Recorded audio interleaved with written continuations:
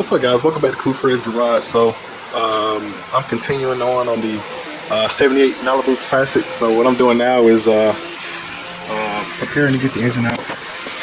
I've got the coolant drain. This one actually had an issue. It had a problem with the water pump leaking.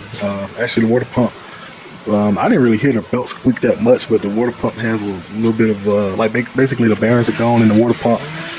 So that was making a noise and going bad. So but the customer wasn't really worried about it because he's like, you know, we're gonna put a new belt drive on it and a new engine anyway. So that's pretty much that. But I'm just continuing on. So I'm getting the AC lines and stuff loose, so you can see that these are deteriorated real bad.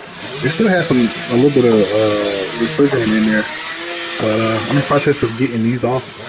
But one of the tips that you want to, or a good thing to remember, basically it's going to be one of the tech tips for the day on Cool Fred's Garage, is basically like your AC lines and stuff like that.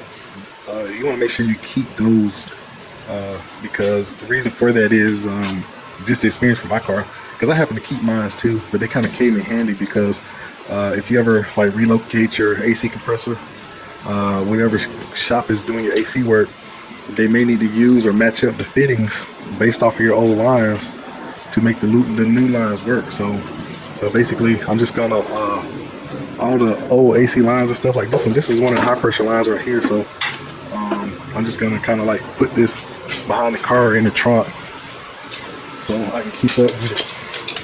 So that way, if you gotta get another one, I think on some of these cars, you can actually go like the Rock Auto or something in some places and get like factory style lines. But in some cases, like on my 73 Impala, you know, you basically, it has to be custom made, or you have to like look up and find some off of a donor car, and you'll have to kind of like remake them based off that. But one of the tips is to keep your AC lines. These right here are they were still holding refrigerant. I don't know if they're leaking, but they just kind of like look bad. Like they got this, like they've been deteriorated and stuff like that. So they had this right here is the low pressure line that I'm trying to get off over here at that connection. The lower radiator hose, I had to end up just cutting that because it's got these old school style clamps down there. So those little kind of triangle style. Let's see, it's one. Yeah, it's got like these styles. Some of the upper radiator, some of the ones got these, and then some of them have that. That's kind of old school. That came originally on my 73 Impala. Those type of hoses right there. So yeah, I had to cut the lower radiator hose to drain that. So I'm just continuing on, just gonna get a few things out of the way just to kind of make it easier. As far as right here, this heater core is shot. It's getting a new heater core anyway, but another tip is don't be afraid to, like let's say you got a car with a good heater core, you wanna, like these hoses, which these were, they kind of were stuck on there. So I wound up cutting the rubber with a knife blade. So that's one thing, don't be afraid to cut the rubber, because it's cheaper to replace these rubber hoses on a car that's got a good heater core versus trying to wrangle these things off and end up breaking these, because a lot of these heater cores were copper, some of them are aluminum, some of the new ones are aluminum, but you know, you break this neck off and you have to go in there and replace that heater core anyway. But that's what I'm doing, pretty much just getting this stuff out of the way, and just to make it easy to get this thing ripped out of here. Alright, so as far as the AC goes, I was able to loosen this right here on the accumulator and just pull. I'm just gonna pull the whole accumulator out with the AC line, and then I'll just break this line loose later when I get it out of the car, because I'll have a little bit more room. So if you're kind of trying to get this loose, that's another good tip. So I can pretty much pull it out of the car, and then I can come back and get this loose And then because the main fitting I'm gonna need is this one right here, this short fitting that goes to the bottom of the accumulator that goes down there. So that's the main fitting that's gonna be needed. But I'm basically replacing the accumulator anyway. I'm gonna put a new evaporator in here in the heater core. All right, so what I'm doing now is pretty much just kind of just mapping out all what I need to get out of the way. I already got a few things out of the way, like the AC hose. I got the top shroud off the radiator, really get the radiator out, and the transmission lines off. So yesterday, pretty much what I did, I went on and sprayed the exhaust manifold bolts with some PB Blaster, and I got both PB Blaster and WD-40. So it's really not too much more to disconnect. These things are pretty simple to snatch out. I'm just trying to, you know, just take inventory of some of the things that we're gonna need to keep. So I've already so there's always some small miscellaneous things like the power steering hoses. So these right here, you can tell these are old and aged. They got like some dry rot cracks and stuff, micro cracks. A little tricky to see, but as my camera zooms in, you can kind of see that right there. So, and then that one down there, you tell it's been seeping over a period of time. So that's the power steering return hose and the pressure hose. So I'm making like a little list of the things that we need to get, let them know that, hey, we need to get these things. So a lot of this stuff is inexpensive. So on top, I'm not liking much, just the distributor, like the hot wire for the distributor, and then got the oil pressure sending unit. So he's gonna be running aftermarket gauges, but a lot of times I just will run a T-fitting. That way he can retain the light on the dash. He mentioned in the future he may be going like with some either auto meter or Dakota digital. So until then he'll have both the light and then the gauge, the mechanical gauge set, or the aftermarket gauge set for the oil pressure readings. Let's see here. So pretty much on top, I mean, I'm gonna move the fan out of the way just to kind of just give me a little bit more light clearance. I'm gonna take the bottom radiator shroud out, pull the radiator out, and that'll pretty much give me most of the clearance to get the engine out. And I'm gonna disconnect that starter.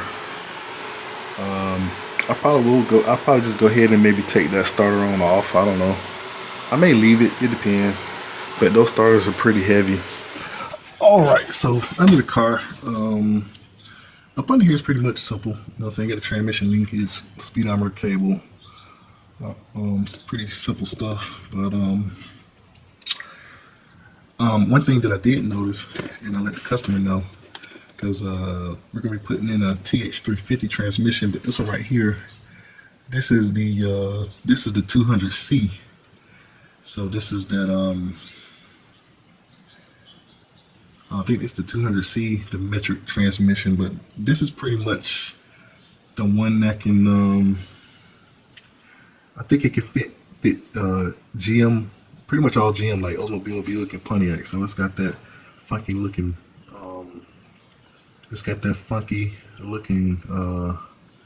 bell housing that looks a bit weird, but so it can fit the BOP, which is the Buick, Oldsmobile, Pontiac bell housings, as well as the Chevys, because a lot of the V8s, as many of you guys know, on these cars back then, they had if you had a Oldsmobile or Buick, you couldn't put a Chevy transmission in it, even though it's a 350 or 400. They had different bell housing. So the 200 can fit either one. So pretty much I gotta snatch the drive shaft out. Got the exhaust. So down the line somewhere, you know, a lot of these cars, they had Y pipe on the V8s. and they went out through a single bit or a single pipe. But a lot of people get more power. They go with the dual exhaust. So this one's somebody put a dual exhaust on it, and it was pretty quiet. It's got some big turbo style mufflers on it. Not sure what they are, but they're kind of maybe a step above factory replacement. So because we're putting headers on here, and he's going to have to go to the exhaust shop to get it custom done. I'm pretty much gonna cut. I'm trying to figure out where I'm gonna cut the exhaust at, because I want to cut it somewhere. I'll probably cut it somewhere right in here, because I want to be able to get some zip ties or something and kind of tie it up so it's not dragging on the ground. So that's the plan. So this right here is like, it looks like a lot of these cars, this is kind of like, I guess, a factory dry shaft loop. I'm not sure if it's like, I guess some of these cars had that in there from the factory. So that's pretty much it. So I'm gonna get prepared to cut the exhaust out. I'm trying to figure out what I was gonna say about the transmission. I think we need to get a different kickdown cable. I think I mentioned that to the customer, because the 200 is a little bit different from the 350. As far as the linkage, all that stuff should be fine. That should be close, like this right here. A lot of the GMs are pretty similar. I think that's pretty much it. Up in here, just gonna get the dry shaft out over there, drain the oil, transmission fluid, and try to get this thing out of here. All right, so I don't have one of those exhaust cutters, the little thing with like a chain that wraps around where you can do like that. I don't have one of those, so I'm gonna be using this this Milwaukee hacksaw. I caught this thing at a really good deal some years ago at a place in Atlanta called Half Off Wholesale. I don't even think they sell to the public anymore. I think you have to have a you gotta book an appointment and pay a fee to get in now. But basically, whatever the retail price was, you can get some of their tools for half of the price. And this thing right here has been a lifesaver in a lot of situations. So this Milwaukee hacksaw. So I'm just gonna put a metal cutting blade in there, and I should be able to get that thing out, get it cut, and then I'm just gonna hopefully those bolts are not too tight around the exhaust manifolds. 2 bolts on each sides, 2 nuts, bolts, or whatever. I'm just gonna zip those out and take the 2 pipe sections out, and pretty much just set everything kind of to the side, like in a junk pile somewhere. But that'll give me enough clearance to get to everything. Dry shaft, all the brackets, the cross member, and once all that's out, I'm trying to debate. I'm thinking I'm probably gonna grab my trans jack and just I got my engine stand right there, but I may just pull the trans out first just to drop it out, just to keep a lot of the weight evenly distributed. That way I can just pull the motor straight out. I have pulled both the engine and trans out a little bit, but it's just a lot. When I have 2 people, like my brother was helping me, but it's still like a lot of weight, because you got to angle it up, and then somebody has to hold the back of the transmission just to make sure you don't damage anything. But that's the plan. So as I get more stuff out, I'll fire up the camera and just get a little bit more footage. But that's pretty much the game plan. Alrighty, so I'm gonna go up in here and cut these exhaust pipes off.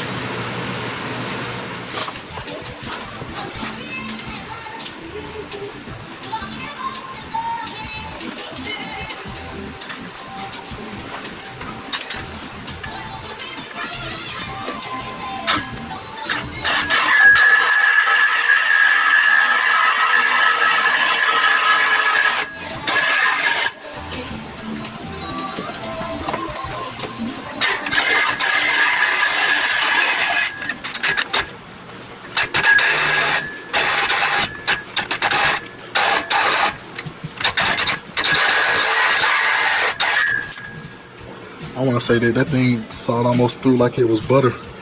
It seemed like it gave me a little bit of a hard time for a little bit, but it actually didn't. It probably took me less than a minute to saw this one pipe through. I did switch camera angles because I had the camera on the other side at first and I put it on this side. But man, this Milwaukee is pretty much a lifesaver. This was a fairly good blade.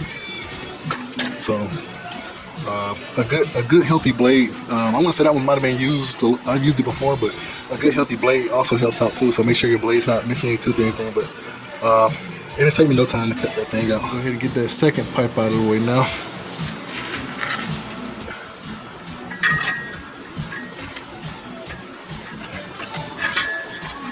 On this first pipe, I had to kind of be a little careful so I'm not contacting the body with the blade to be sure and not nick it. But this other one, I have a little bit more room, so I can just angle it a little bit more, and I'm clear. So.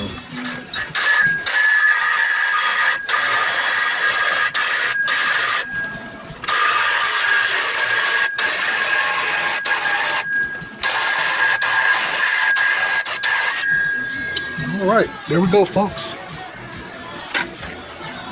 Exhaust is cut. So pretty much now I'm just gonna break out my vacuum cleaner, vacuum up these little sharp edges and stuff. I'll probably go ahead and file this down a little bit real quick. Get my little. I'm just gonna get the little Ziz wheel out on the air tool, clean those up. That way, if I'm up under here, I'm not scratching myself on those. And as far as these pipes, I'm gonna get those on out of the way there. But I didn't realize it was gonna take me this much time. Well, I didn't realize that I was gonna cut through these things that quick. I mean, I knew it wasn't gonna take me all day, but I was expecting 4 or 5 minutes of sitting here cutting. But I was able to cut through these things in probably I would say 2.5 to 3 minutes, because I did take a little bit of a break from the first one. But and another thing, I know I've been talking about this Milwaukee miniature hacksaw, but I also got one of the cordless impacts. But I got this M12 4 amp hour battery on here, so a little bit more power than the 2 amp hour, so that kind of helps out too, because I borrowed this one from my